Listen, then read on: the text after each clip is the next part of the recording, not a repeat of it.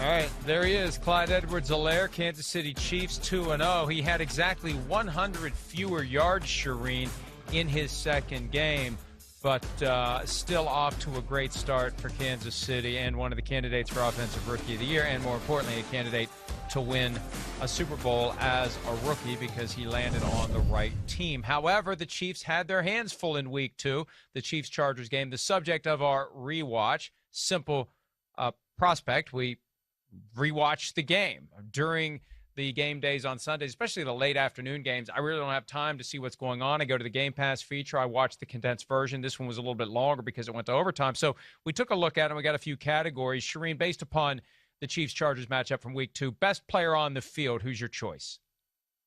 Well, it's always so easy to say Patrick Mahomes, right? They were down by double digits, but we always see Patrick Mahomes bring the Chief back. I mean, it's expected. So that was an easy answer. So I went with Harrison Butker because I just thought he was outstanding. And you just knew when he was kicking the game-winning field goal, no matter how many times he had to kick it, and he had to kick it 3 times, once because of a false start that backed it up from 53 to 58, and then once because of a timeout, and then finally he kicked the game winner. But earlier in the game, he also had kicked a 58-yarder. And at that point, the Chiefs were down 17-6 when he kicked that one in the third quarter. It tied the team record of Nick Lowry. But if they had missed that field goal at that point where they were on the field down 17-6, I think the game was probably over at that point. So that kick was as big as the one in overtime. And then the 30-yarder, and I know, hey, it's only a 30-yarder. Randy Bullock missed a 31-yarder. This isn't Randy Bullock. But he still had to make it on the last play of regulation to send that game into overtime. So those 3 kicks were just huge. And I am positive he's going to be AFC Special Teams Player of the Week because he was outstanding. We probably don't give him enough credit. We talk about Justin Tucker and some of the other guys, but he's one of the best kickers in the NFL. Yeah, I mean, he's a guy who's usually just making extra points for the Kansas City Chiefs, and coincidentally, he had an extra point blocked by Jerry Tillery, his only miss of the day. That was one that was good. There was a penalty, it got pushed back, and it was blocked, and that made it 7-6 early in the game. But to go 53 yards, nail it, have to do it again from 58, nail it, got iced beforehand, and nailed it, and all 3 kicks were right down the middle. There was nothing even close about it. It wasn't one of those where it looks like it's going this way, and then it comes back that way.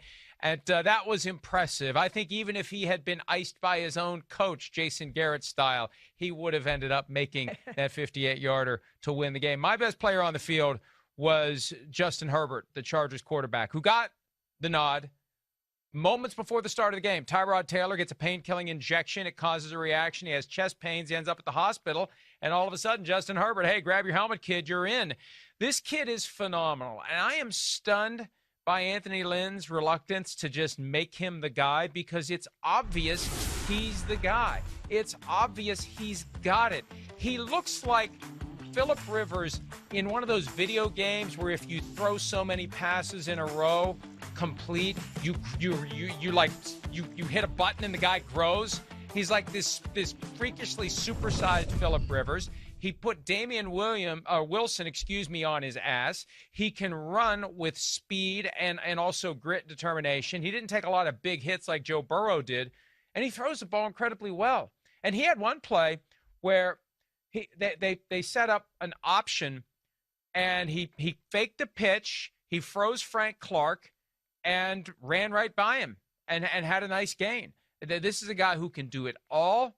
He had some incredible throws. He had a great touchdown throw to a spot where you had a very small margin for error, and did everything that he could to help the Chargers win the game. So I think Justin Herbert should be the starting quarterback. That's why you drafted him. All due respect to Tyrod Taylor. And there's already talk that Herbert's going to start this week because Taylor isn't healthy. See, what Anthony Lynn can do to ease his way out of this mess is to say Tyrod Taylor will start when he's 100%.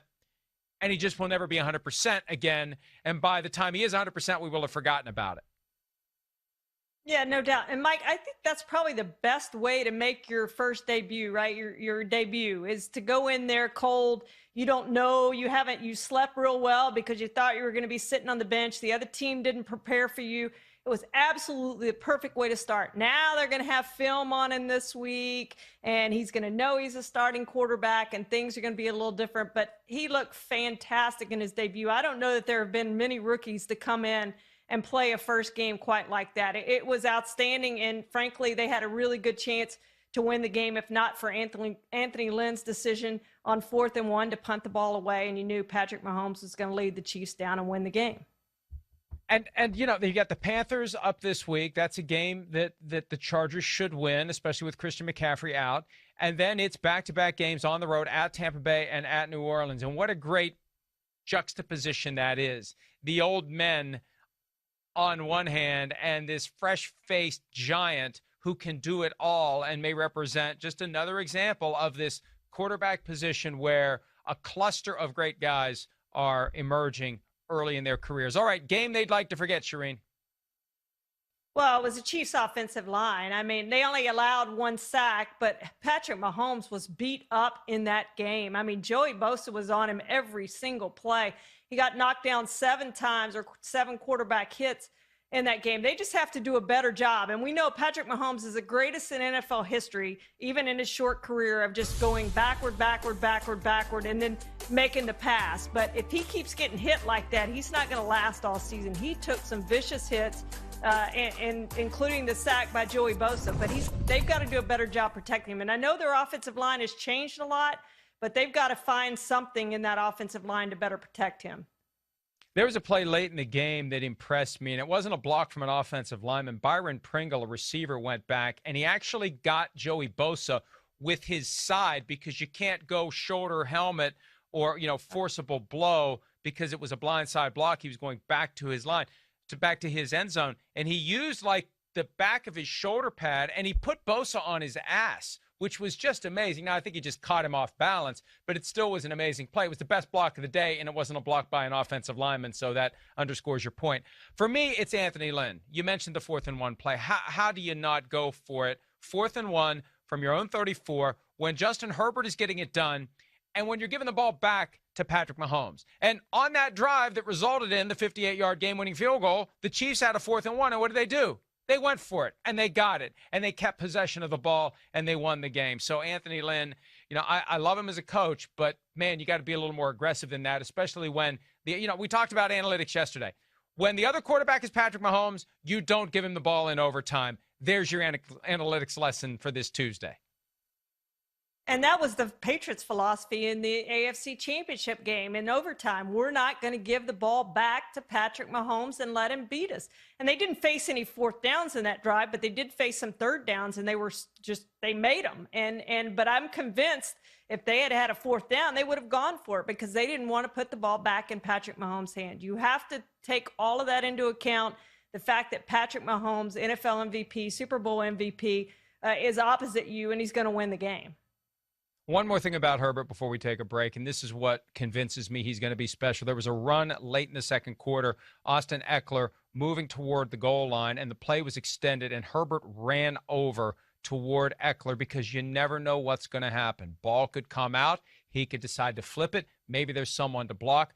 I rarely see a quarterback sprint downfield to see what he can do to help out, usually because the quarterback knows it's a free shot at him if he does it, but good luck taking a free shot at Justin Herbert because we saw what happened to Damian Wilson. You may be the one who ends up blown up, not the quarterback. Hi, I'm Mike Tirico, and thanks for watching. Make sure to hit subscribe for the latest news and highlights from NBC Sports.